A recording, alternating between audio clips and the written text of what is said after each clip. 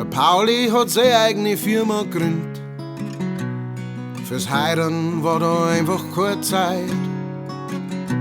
Und er kartelt mit dem Werner, der ist bei die Grünen und bleibt's wohl für die Ewigkeit. Die Bedienung, die lernt fürs Fernstudium und die Geschäftsmänner schütten sie zu.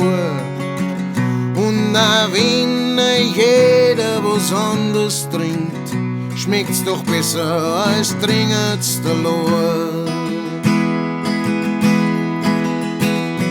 Sing unser Liedl, du